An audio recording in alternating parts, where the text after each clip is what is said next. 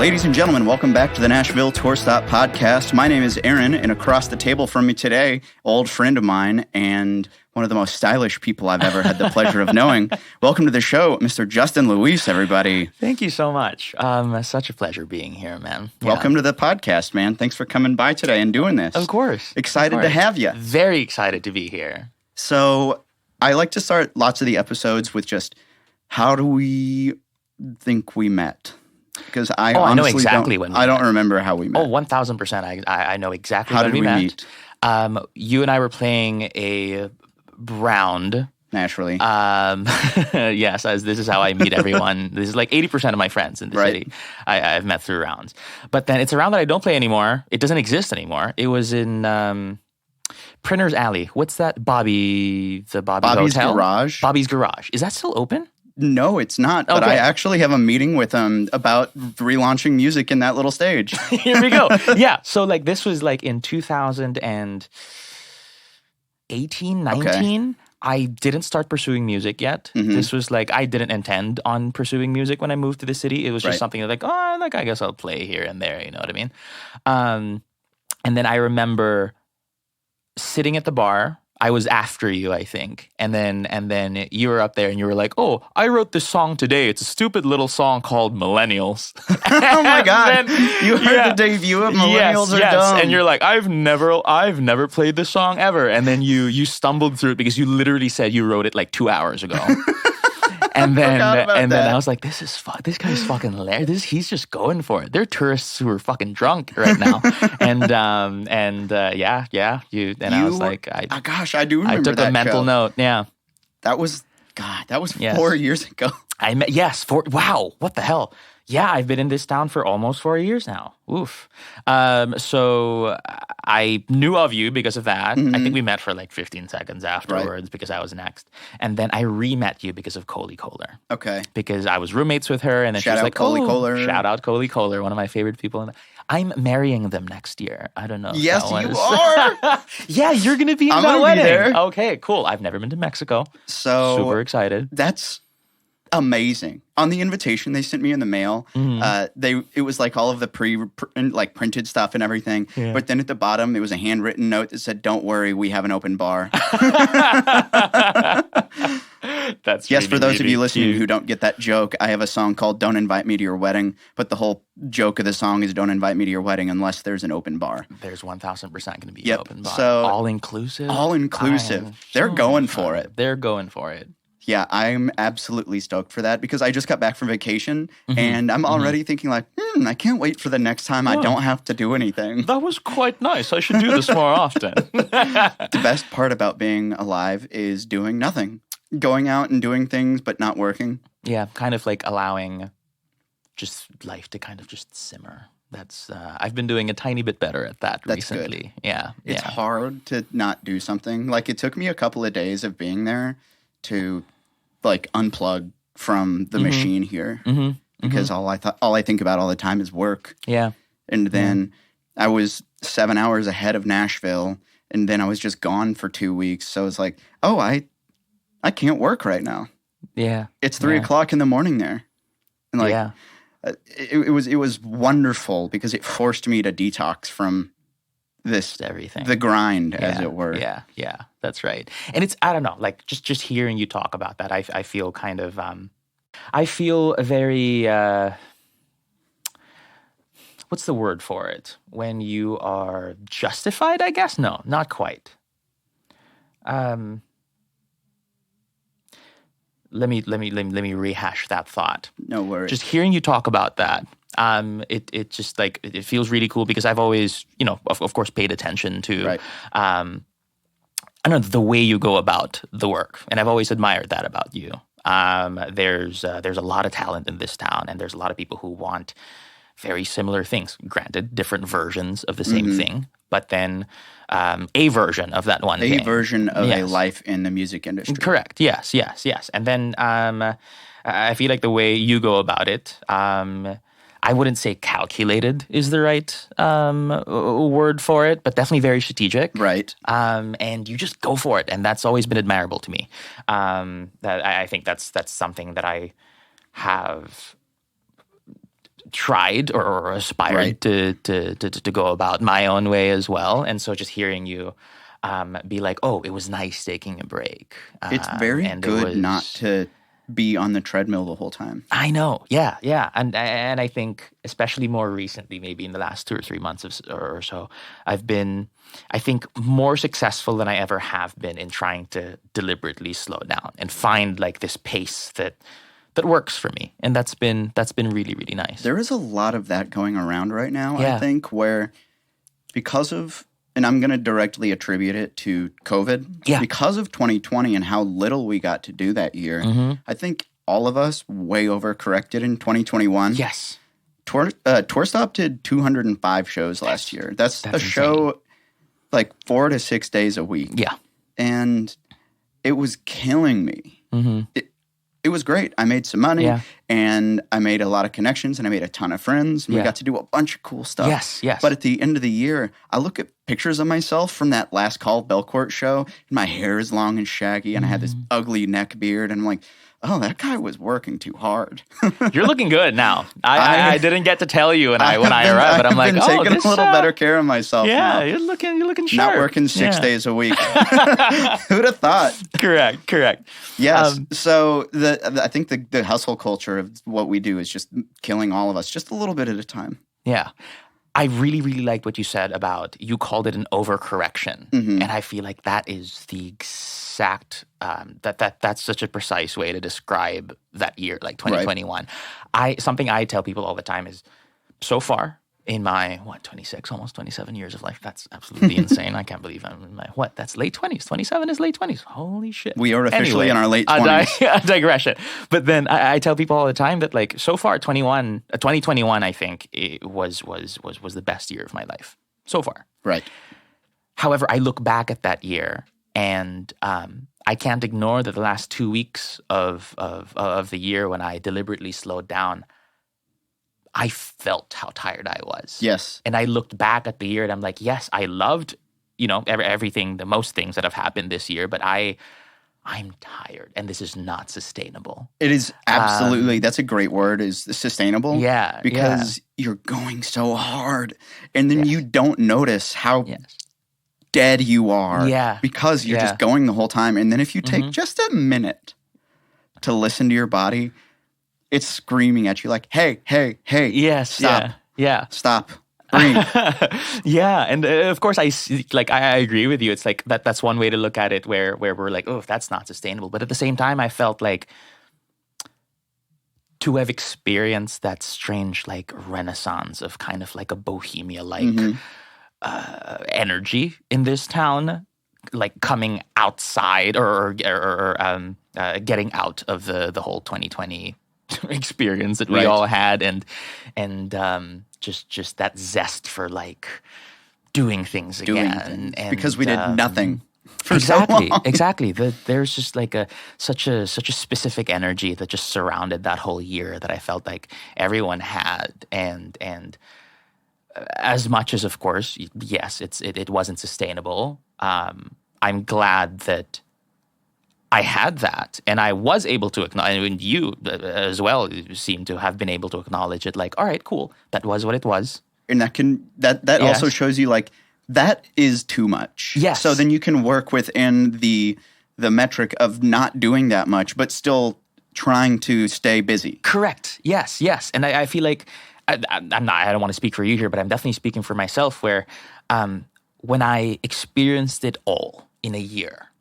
And I have you and Nashville Tour Stop to thank for a lot of that, and I will always be grateful for that. Coming out of that and finding that, this isn't sustainable, allowed me to kind of like sift through all of the things and really figure out this year which parts of that I wanted to keep and which parts of that I didn't really need. It's been nice, like I said, this year, 2022, especially the last few months, figuring that out and being able to like make the changes and make the adjustments and really like, I don't know, go about this whole pursuit of whatever the fuck we want, our versions of what we want in a way that works for me. And like, I genuinely think like, oh, cool. I figured that out, and the expedited nature, I guess, of last year allowed me to figure it out much more quickly than I feel like I would have if none of that happened. I feel like it would have taken me years to figure it figure it out. Like when 2020 all of a sudden was just halted, all of the plans that we had planned, all of our expectations were shaken. But if I had followed the plan of what I thought I was going to do that year, I would honestly be in a very different place in my career than doing what I'm doing now. And I don't dislike 2020 for that. It took me to a place that I actually enjoy being. Yeah. Same. 2020 and 2021. Like, I was at a thing recently. I'm not going to name which thing it was, but I was surrounded with some of the most talented people I've ever met in my life. Not just around them, but working with them, and creating content for that statistically has been doing very, very well on the internet, and it was exhilarating and exciting and all of that. But I don't know, as I kind of just like sat there and I looked around the room, and everybody was kind of like chasing this thing because that is what you have to do on the internet now if you are to pursue this thing in that way. I think I just realized that, like, I don't think that specifically is what I want out of this. Right. You and I were talking like before you hit record earlier when I just showed up, and you were like, I think it was the record label versus the live music type of thing. And you said you kind of like figured out that, like, I think this is the side of that I want to pursue and all of that. I feel like I had kind of like that moment in that room where I felt that I like this side of my life, the creative pursuit, whether that's music or theater or movies. I like it being a place of respite for me. And I feel like I want to keep it at that, or as that. And that's nice, and that keeps me sane. And I will pursue that way. Not being scared really cool. of those changes is, I think, important too. Yeah. Because thinking about, like, it's that millennial anxiety. I know we all have it. Like, oh shit, like, I don't know, is this going to be okay? What if I do the wrong thing? It's like everything could be either the right or the wrong thing. But if it's the wrong thing, then it goes bad, and then you stop, and then you do something else. Correct. So even if you make a wrong decision, you'll inevitably come to the correct decision. Yeah. So that's why I've tried to be less and less concerned with, like, oh shit, this person's going to be so mad, or this seems like a bad idea. Like, if it is, it happened. Yeah. And then own that. Yeah. But then move on. Yeah. Not being scared of the change. I feel like you put that, like, quite perfectly. I found that, like, I don't know, like, just growing up, whenever people would, like, always ask me, like, oh, what's the dream? What is it? Define the dream. I don't know. Like, I don't know. Why does it have to be one thing? Yes, exactly. I feel like someone, I forget who, gave me a piece of advice when I was still at university, about kind of like what I wanted to do with my life and all of that stuff. And he was basically told me, like, don't think of what it is exactly that you want to be doing. Think of the kind of life that you want to live, and you'll figure it out. If you know what I mean? Figure out what kind of life you want to live, then you can build the legs that will sustain that. Exactly. But I feel like aiming for a hyper-specific thing, when you yourself are this, like, ever-changing being, right?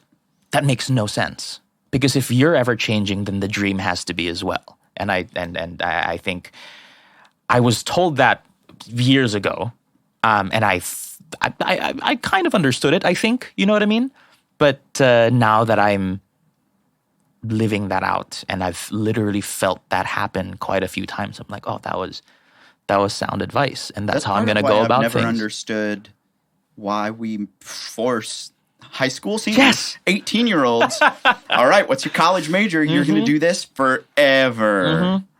And how stressful that is. I know. And now, how many of us do absolutely nothing related to what we did in college. Correct. Yeah. Because we made a shit decision about what we thought, I'm going to do this and this and this. Right. I changed my major 4 times in college because I didn't know what I wanted to do. It works out for some people, but then it's not the only way to get there.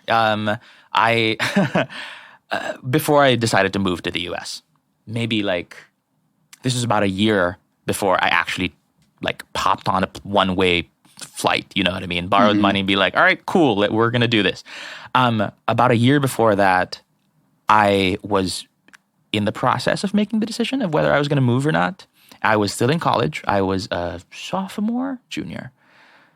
I was towards the end of my sophomore year in college. I was a marketing advertising major. And I talked to a few mentors of mine about the decision. 2 main mentors I had. One I felt like really, really knew me. And the other one was like this like very highly regarded professor, quoted in Harvard and Yale, and he was like, you know what I mean? Like supposedly knew what they were talking about. Exactly. I talked to him first. I sat down and I, kind of like revealed my cards that I had to play. And then he straight up told me, Justin, don't do it. You're going to have to drop out of college. You're going to go to the U.S. in their current economy without a fallback, with knowing absolutely no one. You don't have the connections that you have here. You don't have your degree. You're like he basically told me that like when I leave, you're going to end up working odd jobs the rest of your life, and you're going to end up coming back anyways. Yada yada yada. Might as well just like save yourself the trouble, figure it out here. Probably statistically sound advice from this man. You know what I mean? Yes. Like it made sense if I looked at all of that. Like and it made sense at the time, and I kind of like left his office. I said, okay, I left his office kind of quite confused, a little pissed off, honestly. I guess that's not what I wanted to hear. You'd hoped for? Correct, yeah. And I was an arrogant kid, I guess, looking back. I'm like, that's not what I wanted him to hype me up and all of that. Same afternoon, I talked to my mentor, the other one. And he lived a fairly similar life to me. So he grew up in the Philippines, didn't have much really and all of that, moved to the US. He studied here and then he moved back, yada yada yada, and then he started teaching there and like he started a business there. I talked to him and I'm like, I guess like, and I was much less sure of myself when I talked to him because I had just gotten the life kind of like sucked out of me talking to this previous guy. But he was basically just like, yeah, go for it. If you feel like you're hitting a ceiling here, and I really, really felt like I was. Although I was going to school, and I was going to school for free, thankfully. But like, I don't know, man. Like, the college is definitely a privilege, even back there. It just didn't feel more right. So back there.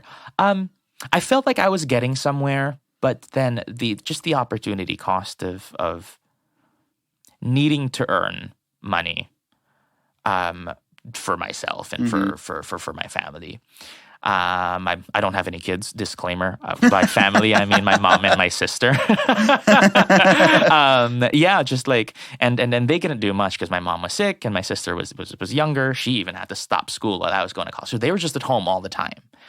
And then so like me doing all of these things, going to school, and like I was trying to like still stay creative. So I was hyper busy, but I wasn't really getting anything in return. And I would come back home and I'd have all of these stories and I would come back to the two of them and they would just be like, cool, yeah. Like, well, what Welcome were you back. up to? We couldn't, there's really nothing for us here. Yep. Like we don't have the options and, there's nothing much to do. And I don't know, that just, I couldn't bear that. And, I really felt like I was hitting a ceiling.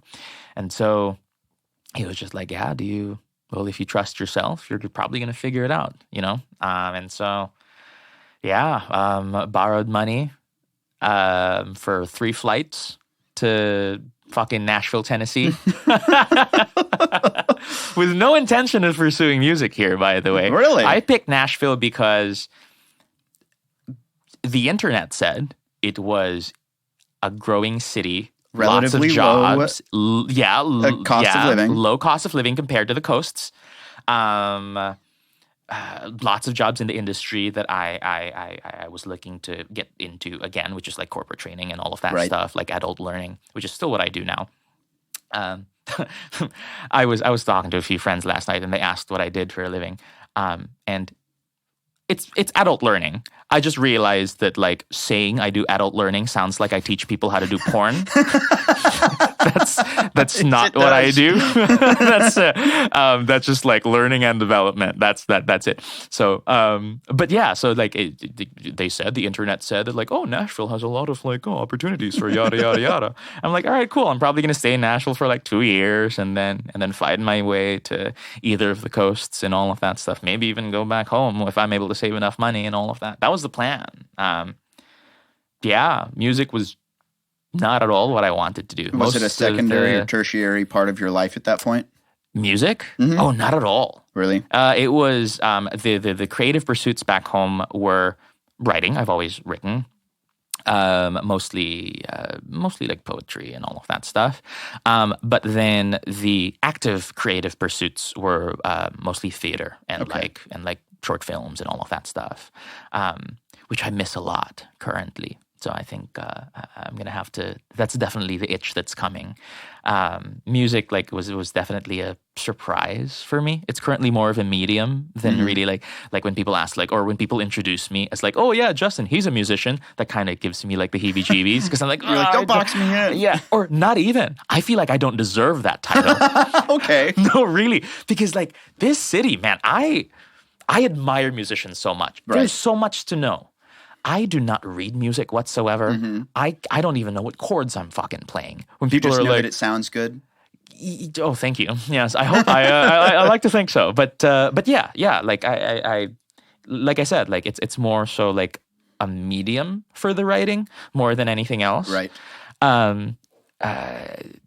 So it pains me to hear whenever people kind of like associate me with all of these other incredibly talented like actual musicians in town, because I admire them so much, and I feel like whenever I'm in a room with those musicians, I don't know, like maybe it's like a bit of maybe a lot of imposter syndrome, but I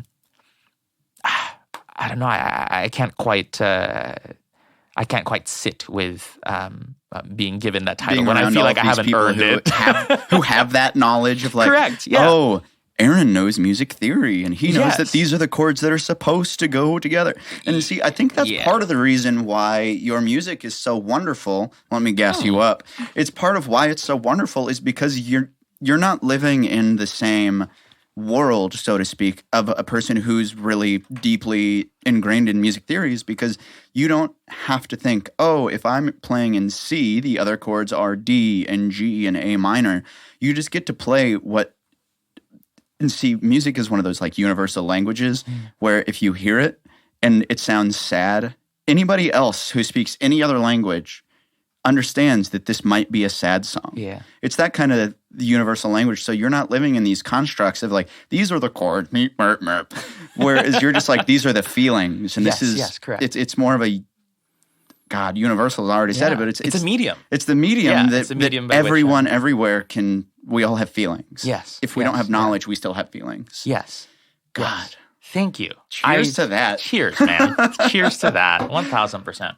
Well, hey, let's take a quick commercial break, and we'll come right back with the Nashville Tour Stop Podcast.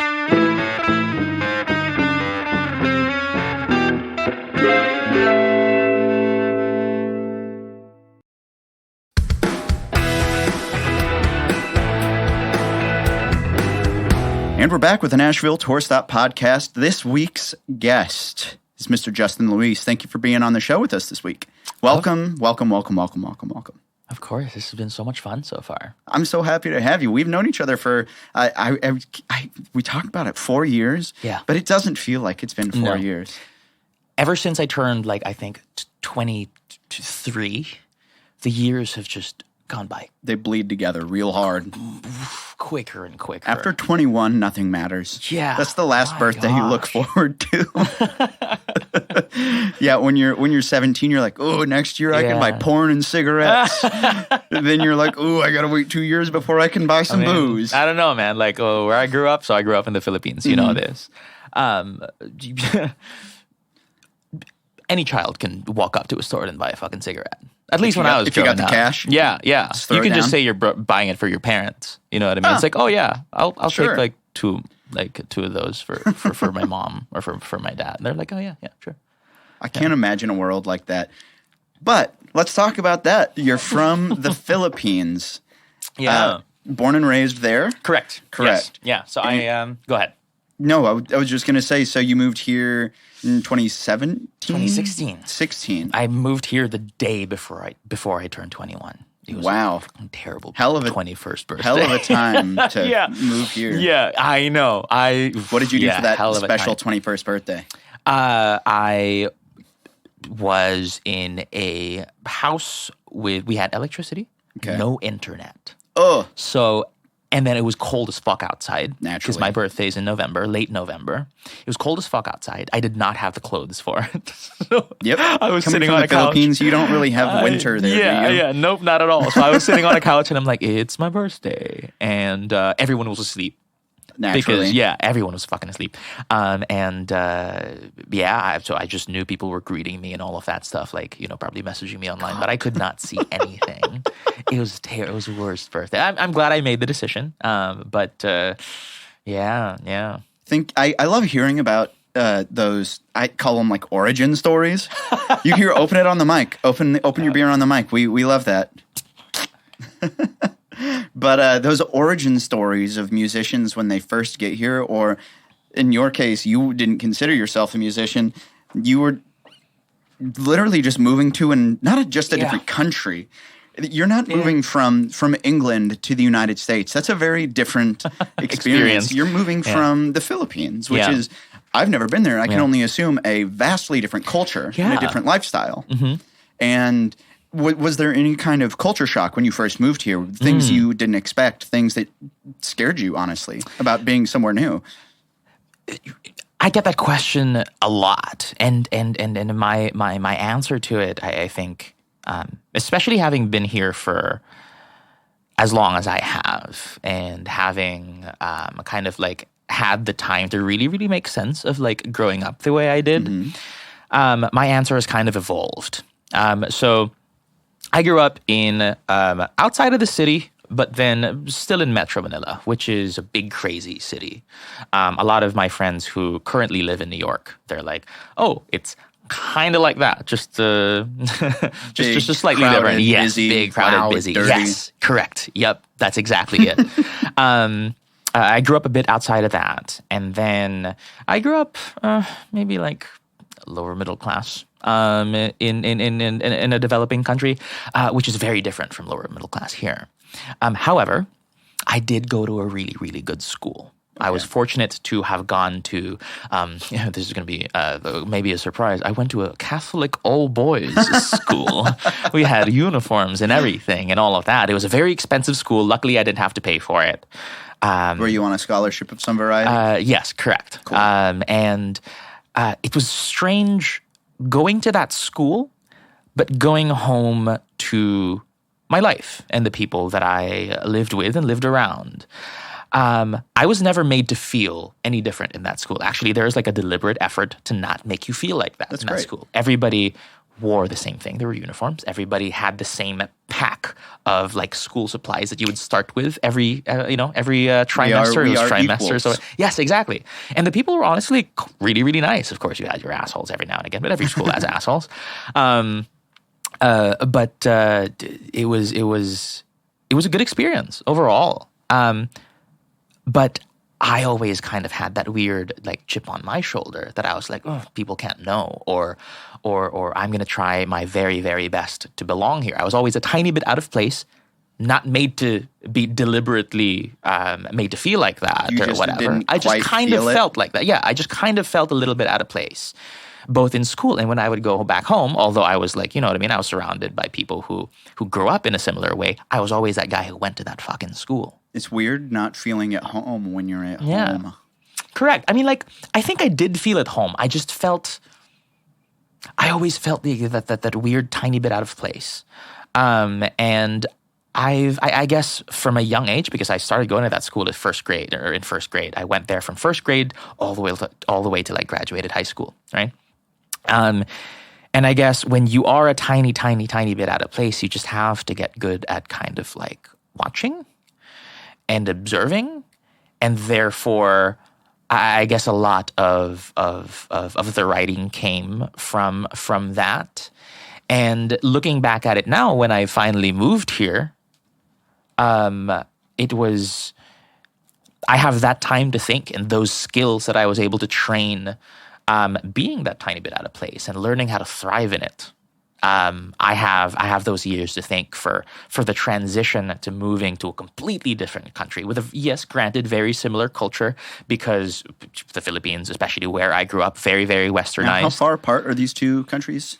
The Philippines and the oh man, okay, like opposite side of the world essentially. Gotcha. Yeah, we're right below like China and all of that stuff. Yeah, so I don't know my South Pacific very well. Yeah, or whatever it is, Southeastern Asia. Quite fucking far. It was a 19-hour flight, oh my Jesus. Plus some because there's the transfer and all of that. So yeah, it was. It wasn't as bad of an experience with the adjustment as most people think. It was, if anything, was the roadblock. It was really like as it was back home. Really, mostly just like the financial burden of like, you know what I mean. Has English always been part of your life as well? Mm-hmm. Yeah. Do they teach it at the same time growing up? Yeah, you essentially have to learn it at the same time back gotcha. home. All the way up until the 80s or 90s, even our newspapers, they were all in English. Wow. Yeah. So we were not an official colony of the U.S., but then essentially for about 20 years and all of that stuff, and we were granted freedom in the not very long ago. You know what I mean? Yeah. So English was definitely seeped into the day to day. So I mean, not everyone is as proficient. I guess I had to be because I went to the schools that I went to. But then you can go to the Philippines and talk to someone on the street who'd never gone to a day of actual schooling. They're probably going to be able to understand you and respond to you in like broken English. That's something that's not part of English culture at all, is learning other languages. Right. Yeah. And that was something that I had talked about with my dad when I was on vacation, was how all Europeans have to use other European languages on a very regular basis because they're just so close. Correct. You could be in France or Germany and Switzerland all in the same day, and you might need to speak 3 different languages. So European countries, they encourage and probably require their children to learn multiple languages all at the same time. Correct. So there's so many people who, like, I learned enough French in 2 weeks to get by, to order my food. Hi, where's the bathroom? I'm English. I don't speak French. Yeah. I could say stuff like that. And I learned just enough French for them to say, I speak English better than you speak French. Let's just do this. Yeah, that's the ideal scenario. That's something that I think is really weird about our world, is how you could be in Europe or in Asia where there's all of these different languages. But in the United States, some people never leave the country because, one, our country is just huge, but the necessity to learn another language might never actually come up. Yeah. And I love getting to meet other people who learn other languages or have learned other languages, just because it's a part of my brain I have never gotten to use. Yeah. And it's cool getting to meet somebody who's at least fluent in 2 languages. Yeah. Man, like I'm so glad you brought that up. Like I find that, however, although I have been speaking both languages like my whole life, something that I did have to get used to when I moved here was not being able to just like shift from one language to the other mid-sentence. I loved doing is it Filipino? That. Taglish, yeah. We called it Taglish because it's Tagalog and English, so it's called Taglish. Like you literally just like switch between languages mid-sentence. And it was really, really cool. Like, you know, like some people back home frown upon it. I don't, because I find that like, no, what we're doing here is like we have 2 entire vocabularies which to me are like lenses to see life from. And if I'm trying to express an idea or an emotion, why should I or just, focus on you know one? what I mean? Yes, and like I will pick and choose which language explains it better. You know what I mean? And I've found that, especially having moved here, where I'm not just surrounded by people who know English and Filipino, I'm surrounded by people who just speak English or speak English and Spanish or English and some other language and all of that stuff. It's definitely much more diverse here than it was back home. The languages that we speak definitely like just give us a lens to see life from, and I found it absolutely fascinating. Just paying close attention to that. People shit on English a lot here, I've found, because like of course there is this disdain that like, we're this is the only fruit thing. Of languages in the earth. Like. Well, I would disagree. I don't know, because like to me, for example, well, the two languages I speak are English and Filipino, and I find that English is a fantastic language to talk about, I think, the deeper, darker, more introspective ideas and emotions. I find that when I'm talking to my therapist, or when I am trying to write about the more difficult emotions or the darker emotions or anything of that nature, English is a really, really good language for that. You literally have the words for it. And that makes sense with like your poets, you know what I mean? Like Hemingway and all of these people and all of that.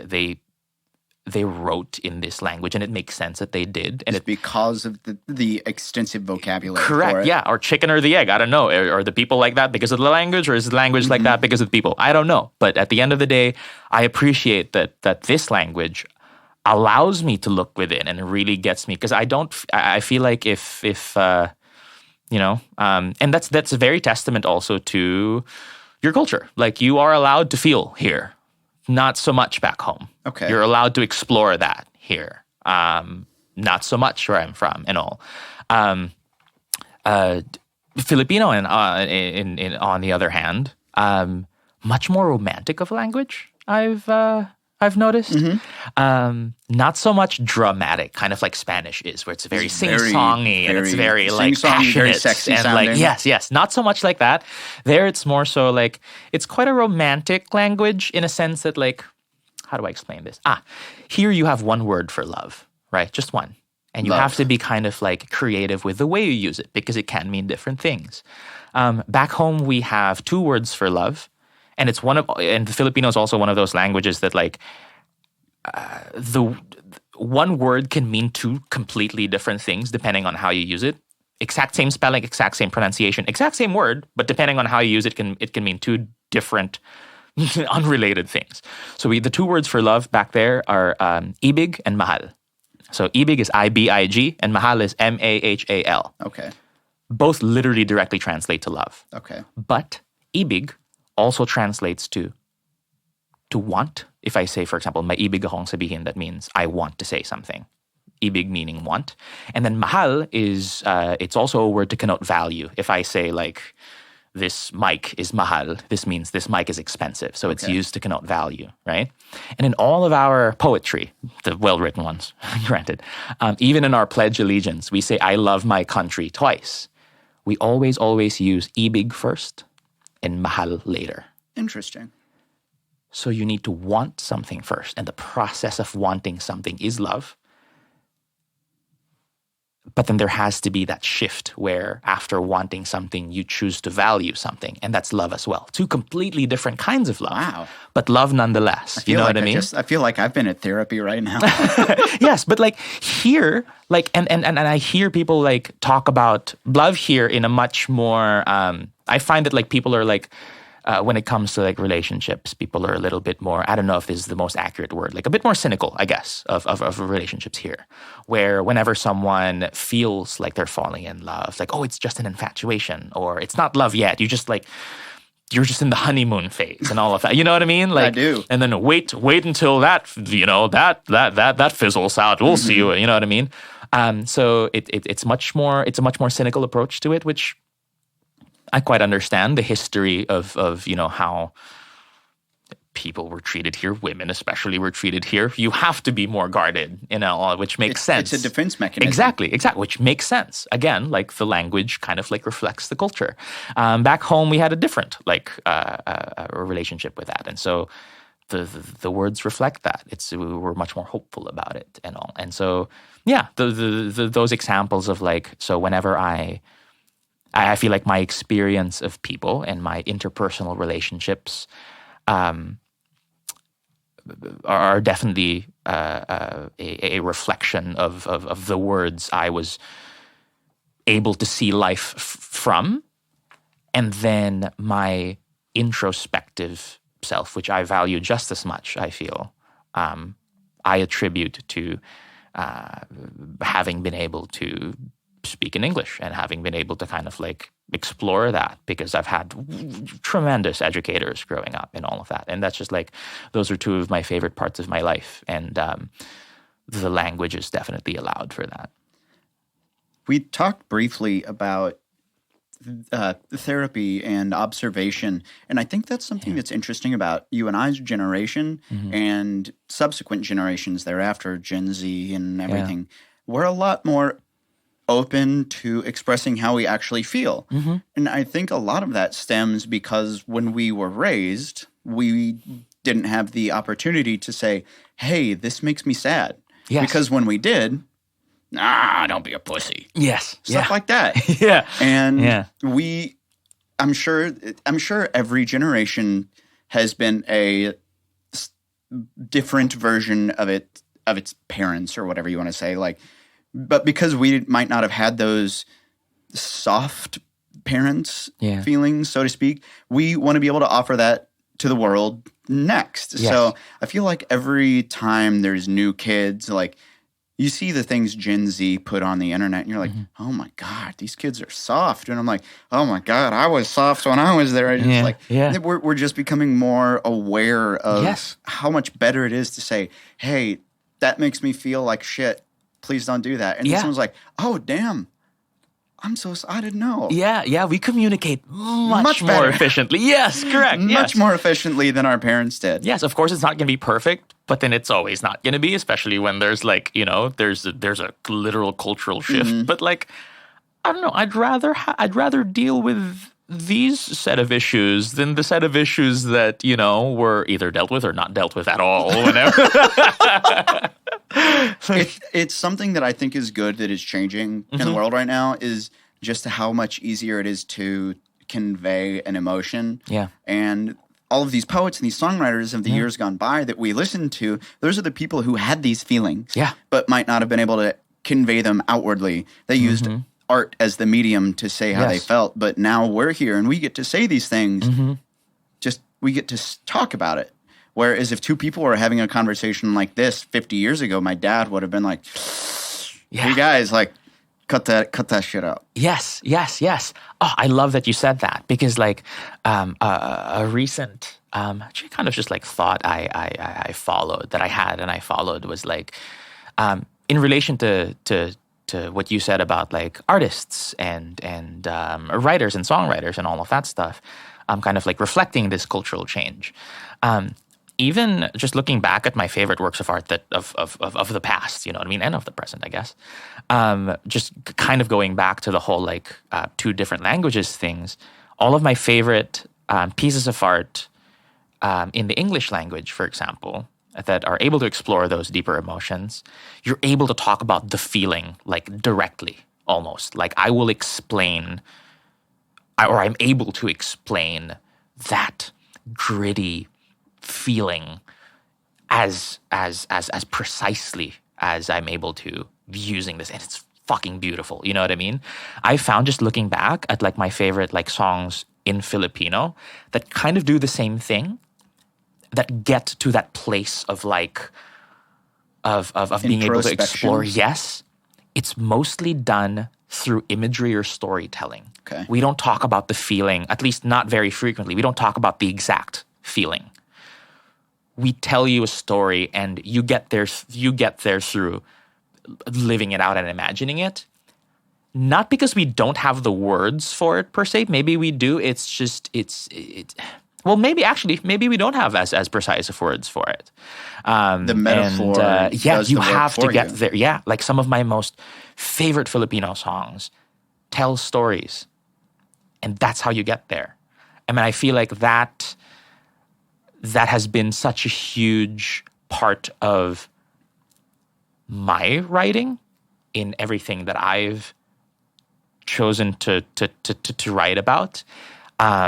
It was important to me that the first song I released was Stolen, which is about the childhood sexual abuse, because I feel like because music is more of a medium to me to get the writing out, and I'd never shared my writing publicly. I always wrote for myself and maybe shared it to specific people that I would maybe write things for, or maybe I trusted enough to, and all of that. But I just felt like I needed to get this out. I was done with it being kind of like maybe a literal wall, you know what I mean, in my life.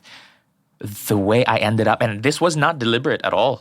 These are all realizations that came after. But looking back, like that whole song is, although it's written in English, it comes from the perspective of someone who experienced that growing up in that culture. I had to get that out visually. So when did Stolen first come out? 2021. 2021, last year. Wow. So much has happened. It feels like it was like 2 or 3 years ago. It feels like a long time ago. So recap what that song is about, because I know there's a lot of people who are touchy about subject matter like that. So tell us just a little bit more, maybe at length, about what inspired the desire to want to write a piece of art like that, rather than writing a song like Peaches and Cream. Rather. Correct. I feel like everything's a response to something, but we'll get to that later. But definitely the desire to write it.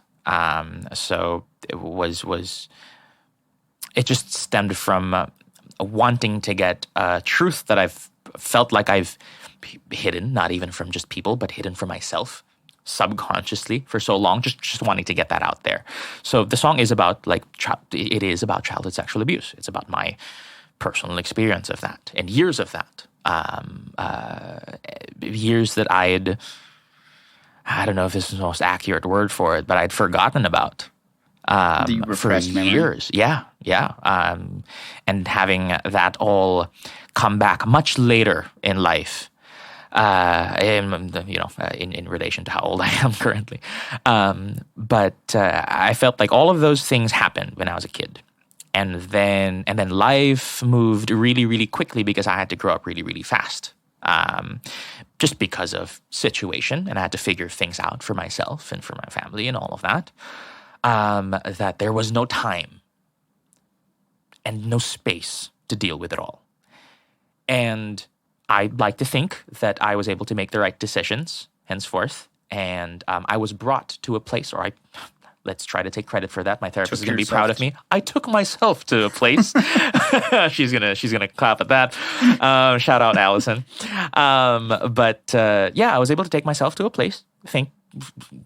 Partially thanks to quite a lot of people as well, in which I was able to, or my brain was like, oh, you seem to be in a better place right now. Boy, do we have a surprise for you. You know what I mean? Here's this fucking Pandora's box. Yeah, here's a story. Exactly. So I was about 22 or 23, and then I never had that much control of my life, ever. And I felt like I was no longer just thinking about tomorrow. I was like, this is nice. I can start building a life. You know what I mean? And that's never been the case. Those started to come back, like not quickly, but not slowly as well. Like I feel like at a pace that I was just like ready for. And I have like a lot of people to thank for that as well. Like partially, like the relationship that I was in, we're not together anymore, but I'm thankful for that relationship. I felt very safe in that relationship. I felt very safe in every single relationship that I've had in my life. And I have those women to thank really for me not just feeling safe in those relationships that eventually led to me being okay with like these memories coming back to me, But also, it set me on the right trajectory to have a good, positive relationship, not just with sex, but with like emotion in general. Yeah, thank you. That's exactly it. Like to a point where like this all came back to me. I decided to write about it. And I did. The song poured out of me in like an hour or so. And I decided to release it. I was living with Coley Kohler at the time, and Dylan, actually. And Coley was getting into producing, and she was kind enough to be like, I think I want to start getting into this. Do you want to like work on this song? And I'm like, I would love that. And so it was like a wonderful process for both of us, because one, it was a process for me because of what I just said. And for her, it was like, this was something that she was like getting into, and it was very exciting for her as well. And we got to share this thing that was huge for both of us. And I love that process. And the process right now is still my favorite part of this whole thing of creating anything, really. Before I released that song, I think the week before that it was released. The week before I like announced that it was going to be released, where I released this where I put out this video, like basically like putting it out there that this was a thing that happened. I messaged my first girlfriend. She and I were together for about like 3.5 years-ish, for about 3 years. And we're still friends. Like we're like, I adore her, and she's doing really, really well. I had to like just like message her and be like, hey, like, can we like talk real quick? I have something to tell you. You know what I mean? She wasn't expecting it at all, but I just had to articulate really like that. Hey, that I feel like everything that I went through, or everything that I experienced within that first relationship, all of my firsts and everything, those were still my firsts. You know what I mean? And that was so important for me to feel safe in that relationship and be able to choose everything. That really set me on the right track, and I just had to like really sit down and like thank her for it, honestly. And we had a really good conversation about that. That'll set you having one good experience can set you forth to have 1,000%. Yes, and I feel like I have every single person that I've had any sort of intimacy with within the last like however many years or so. To thank for that, like truly, it's just really, really cool that it ended up happening that way. I feel like I could have gone on a very, very destructive path, especially being unaware of it all. And there were still a shit ton of things that I had to unlearn growing up in a very, very like Catholic conservative country. Going to Catholic school and shit. That is about as conservative as it can get growing up. Growing up in a fucking all-boys school. Lots of shit that I still had to unlearn, but then these people, these extremely strong women that I definitely look up to, they were kind to me, and they were patient with me, and they were safe spaces to be around. And that was... Then they got me to a point in which I couldn't just, they made sure I wasn't destructive, consciously or subconsciously, most of them subconsciously, because I didn't even know, you know what I mean? Two, I was able to make peace with the whole thing. And three, I was able to just like, hey, let's have fun with this all. You know what I mean? Like I can still have a really, really good relationship with sex. And everything that comes with intimacy, really in general, and everything that has to come with it. I don't have to be I don't have to be afraid of it. I don't have to be it's probably the wrong way to put it, but I don't feel like a victim of it anymore, and all of that, which is why I'm able to put out fucking stupid ass songs like so. Let's talk Peaches about and Cream. That. So, and I before we move on, I do just want to say it's so wonderful being able to get to talk to somebody who can write different types of songs like this, because in our industry there are so many people who can. I don't want to pigeonhole people, but who write one kind of a song. Yeah. And it's something that I appreciated about myself with my songwriting was early on being able to write these really heartfelt, I loved you for the night kind of songs, and then be able to go on to write these stupid ass songs, just millennials. And I love them all, Aaron. Shit like that. So having that kind of duality kind of helped me be able to, I have feelings for both things. It helped me compartmentalize where these things belong. Yeah, so there's space for it all. There is space for it all. So let's talk about the new stuff. Yes. So okay, yeah. You put out not too long ago. This was this week, last week? About 2 weeks ago? 2 or 3 weeks ago now, yeah. Okay, so that was middle of August here in 2022, the year of our Lord Blake Shelton. And you put out a planned release, a publicly planned release called Peaches and Cream, a new single. And then there was a surprise release as well. And that one was called Tied Down. Both songs, fan favorites of people here in town. Let's talk about Peaches and Cream first. Yeah. Elephant in the Room. Tell us what it's about. It's about eating ass. It is about eating ass. And beyond. I think one of the first times I saw you play that was the showcase that you did at the Cambria Hotel. And that was a trip. That was one of my favorite shows I've ever played in my life. You were a little like hesitant where you're like, should I say it? And I was like, just fucking go for it. Yeah. I was like, just do it. And God, that show went over well. And you also played a song, Pop Your Pussy, something like that? Yeah. I played a jazzy version of My Neck, My Back. Yeah, exactly. Yeah, but it's so cool getting to hear songs like that. So, Peaches and Cream. When did this come out? What was the? I don't want to know the story, but the story behind that. Did you co-write with anybody? Is this Is this a Justin Louis solo write? Yeah, there was a very easy song to write. This one, this one poured out of me. So I was working on what was supposed to be a 7-song album called Stolen, which is, I'm still in the process of making it. It's going to be out like later this year. But basically what that was going to be was it was going to tell a story of my relationship with sex. It was going to start with Stolen, with the abuse, and then it was going to go into like, face that fear. Have a good relationship that allows you to explore it. Have good experiences outside of it, this and that, yada, yada, yada. And like just explore this relationship with it. Because you still can you can still have a good relationship with it.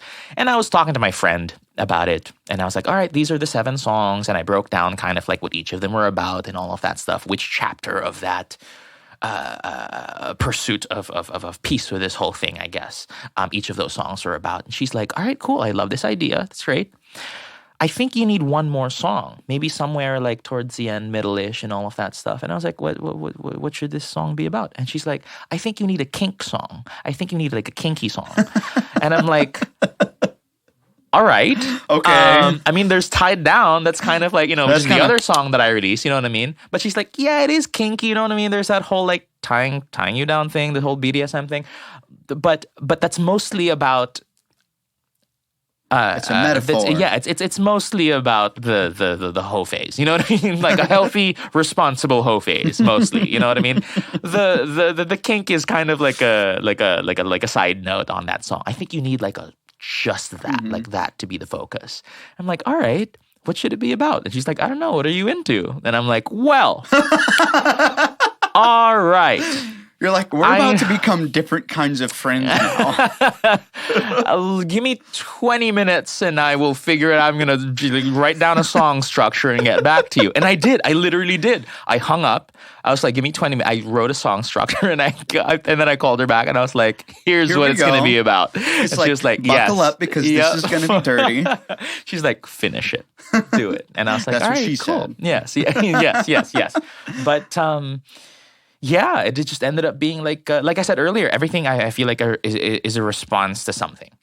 And at early 2021, I played Stolen out quite a bit. Quite a bit. It was one of your staples for a long time. Yeah. I played it whenever I felt like it was like I could, like it was a safe space to play it. You know what I mean? And I love that. And I feel like people and throughout the release of that initial version of Stolen, it was like. I poured a lot into getting this out there, getting this thing out there. But I was adamant, even before I started that whole process, that like, I don't want to be defined by this thing. It's a thing that happened to me. It's not me. You know what I mean? And so I wanted to quickly maybe show people that like, I'm fine. Don't worry about me. I have a good relationship with this, and I'm pursuing it in a way that is safe and responsible. And safe and responsible, not just for me, but for everyone involved. Smart. And it has to be, and that's the only way it's fun. Mm-hmm. You know what I mean? That's the only way. I feel like there's a lot of people out there, I don't know what the right thing to say is, but a lot of people out there who have a really unhealthy relationship with sex, who are like, not because it's irresponsible or because it's not smart, but because like they have this expectation of what it should be. Correct. And then they can't meet, so to speak, that expectation. And then they build it up in their brain. Oh, this is not great. And then you meet all these other people who have a very healthy relationship with it. Yeah. And you don't know how these two people can't line up just because of that. Yeah. But it's cool getting to hear that it can change. Yes. 1,000%. Yeah. Like we've come almost full circle from the beginning. It's like, why pick one thing at the very beginning and have to stick with that? We're malleable. We're all humans. Yes. Everything needs to change as we develop and become more human. Like our dreams. We have to allow them to change. So Peaches and Cream was the 8th track on what will become this 7th track. 7th. On this. There's a last surprise track. Okay. That I don't play out, that I've never played out. And it's just going to be a bonus track for it? Less a bonus track and more so kind of like a bookend. Okay. I've never played it out. It goes back to the roots of the first track, which is Stolen. And it's kind of like just like a thank you to the people who have gone through, listening to the whole record from start to finish. And at the same time, really a thank you to people who have been a part of that process for me within the last 2 or 3 years, yes, but especially the last year and a half. You yourself being one of those people, I'm very grateful for my friendship with you and everything that you do. Happy to be a service. Yeah, really, no, not even just that, man. I don't know, like just the fact that you and all of these people, well, you especially, because like you know what I mean? Like it's a little harder for you to listen to. Just a little. Yeah, just a little bit. But yeah, just to thank you for making that space for that. And that's just a bookend to the whole project. That's great. Yeah. So there is not a date to be released yet, but hopefully 2022 perhaps. Definitely 2022. Okay. Great. We're finishing up the last track right now. I think the goal is to release it on my birthday, which is November 20th. Who is producing this for you? Alan Fine. Okay, I know Alan Fine. Yeah, he's one of my wonderful producer. Yeah, one of my favorite people as well. So he's turned into one of my best friends. And like I said earlier, the my favorite part of this like creating thing is still like the process of creation, and that's been such a wonderful process. So has he produced everything else on the record other than Stolen? Yes. Okay, yeah, great. Yeah. And kind of like a secret over here, but we are actually producing a little special version of Stolen as well. There was just one time at Belcourt Taps last year, one of the last few shows at Belcourt Taps. I think this was the last time I ever played Stolen at Belcourt Taps, where it was me, Gabe Baker on the cello to my left, Victoria Rose to my right, and then Kieran McMullen at the very, very end on keys because he cut his finger and couldn't play the guitar that night. But it ended up working perfectly. I started playing Stolen at Belcourt Taps. It was packed. Stevie was at the bar, and it was noisy the whole night, but I was like, you know what? This is probably the last time I'm playing Belcourt. Fuck it, I'm going to play this song because this space, this place has made space for this song, has made space for me. And so I played it, and then bar went silent. Gabe started playing the cello. Kieran started like doing these like little flourishes on the keys on top of it. And then both Victoria Rose to my right and Stevie at the bar started doing background vocals for it. And when I sing the song and when I sing most songs, I have my eyes closed. And I just felt like fully like just embraced and surrounded by this song. And it's the best to me it's ever sounded. That's cool. And so I'm releasing a Belcourt version of this song with the same people I'm literally just recreating that night. That's awesome. Yeah. You know, if you go look into the old Belcourt hard drive, they might have a multi-track Logic session of that song. Wow. That might exist. Because I have the entire Belcourt Taps Last Call show on a Logic session. Oh, man. Whoever was on sound that night might have recorded the entire show. So it might be worth sending Ben Coward a text message to ask if it's on the hard drive. I might do that. If you know the date that happened, or if you can spitball the date that it happened, they might have that so that you could have the Belcourt studio version, and then you might just have a bonus track. The bonus track that is really actually cool. Of that happening. I did not know that at all. Thank you so much, man. Yeah, that might be a thing. Oh, that's dope. Well, I want to talk about one more thing today, and it's something that I know we both dearly love. Tell me the story behind your beautiful cat, Prosciutto. All right. So, this boy makes me so happy, dude. It was, I think, like September, October of last year. That was when I finally decided, I think I'm going to get a pet. All I knew, I did not know what kind of pet I was going to get. I didn't know how I was going to get this pet. All I knew was that I wanted to name my pet Prosciutto. There was just something right about that. I love animals that don't have, like, stupid names. Like, this is Rover. Yeah. Like that. I don't know. I love me a good charcuterie board. So naming my animal Prosciutto was just the best. I don't know. It just felt right to me, right? It was either going to be, maybe like a month, 2 months later, I was dead set on either getting a mini Frenchie or a long-haired cat. Nice. Two apartments down from mine, this dude got a mini Frenchie, black mini Frenchie, exactly the dog that I would have considered getting. And I'm like, can't get that. The same one. Long-haired cat it is then. And this was, I think, December 28th that I was like, I'm going to get one. Fuck it. I'm going to start looking for a cat. 2 hours into, like, looking at, like, adoption websites, I stumble upon this cat that's been on the website for, like, an hour. And I'm like, that's a pretty damn beautiful cat. I messaged this person. They're like, oh, yeah, you're the first one to reach out. If you get along with this cat, it's yours. I picked, it was, of course, New Year's shit was happening. So I picked Prosciutto up, to be Prosciutto up, literally on the 1st of January. Perfect cat. He's the sweetest boy. Literally, every single time I have anyone over, first thing he's going to do is walk up to you. He's majestic. And say hi. Thank you. I think so, too. He's a sweet boy. There are not many things on the internet that I would like to see more than your cat.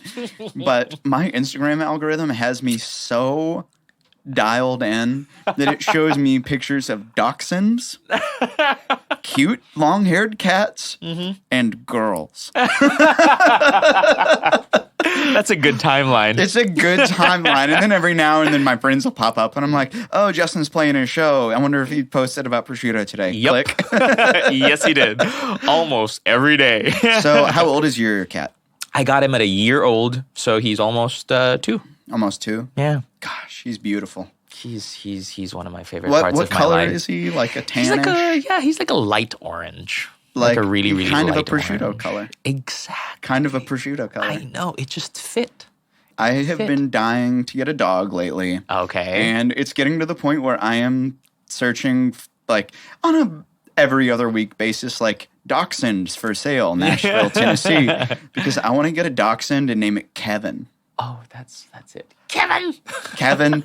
And then I also think it would be funny. It would either be named Kevin or Turtle. I have dog fever so bad, and I think it's a good bookend here to say that I'm trying to build a life that I want to live. Yes. Is because I've been doing all of this work and all these things, and you're doing all this work and all these things, but we kind of figure out the things that matter. Yes. And I've always wanted a dog since I was a kid. Man. Always wanted a dog. Never had one. And I'm trying to build a life now that doesn't involve me being in a bar from 5 p.m. until 1 a.m. 6 nights a week. And I'm getting there. So I think within the next year or so, I'm actually going to be able to live a life where I can actually take care of a dog. Yeah. And God, do I want Turtle. I love God, that, do I want man. that Turtle, or I can name him Kevin Turtle Shilb. Yes, that's it. I'm 1000% supportive of this, and like, yeah, dude, I just have to say, from both the perspective of your friend and someone who's like, trying to pursue this whole crazy Nashville experience extravaganza galore, it's just been a pleasure watching you like continuously be in the process of building this thing, whatever the hell it's defined to be. Yeah. I don't know if there is a word for what it is defined exactly. To be. Yeah. Long way from Bobby's garage being like, I wrote this song 2 hours ago, and that would have been around the time that I started Nashville Tour Stop full time. Within like a month or so of that. Yeah. That was right before. Because my band that I had been in broke up, and I got to keep Nashville Tour Stop in the divorce. So I was just like, this thing's cool. There's something about this. All my friends want to come hang out at it. And like, what more could a person want than to just write music and play songs with their friends? And then there's a beer. Yep. That's a pretty good life we get to live. Fantastic life. Well, Justin, give us your plugs. Tell us where people can find you on the internet. Plug your new stuff that's coming out. Tell us the stuff. Yeah, Give right. me the skinny. Yeah. I will. I gladly will. So I guess I'm most active on Instagram. So that's Justin Luis Filtered. That's Justin Luis Filtered. And I'm on like all the streaming platforms, of course, just as Justin Luis. And go follow him on Spotify. Yeah, follow me on Spotify. I do have that record coming out at the end of the year. A few shows I'm playing. You can find that on Instagram. I always share that everywhere anyways. And so, yeah, I'm just really, really excited for everything to come. I'm excited to see it, man. Yeah, man. Thank you so much. That's the best part of this town is we get to see our friends living their dreams in real time. What more could we ask for? Yeah, not much else. It's not too bad. Yeah. Well, you can follow us at Nashville Tour Stop on Instagram and TikTok or wherever. More importantly, follow us here on the podcast. Subscribe every week. Leave us a 5-star review. If you would like to check out our live shows, you can go to NashvilleTourStop.com. We've got a full event calendar there. Come hang out with us. You might just get to see Justin play a show sometime. But until then, please do remember that all roads lead right back here to the Nashville Tour Stop. Yeehaw, motherfucker.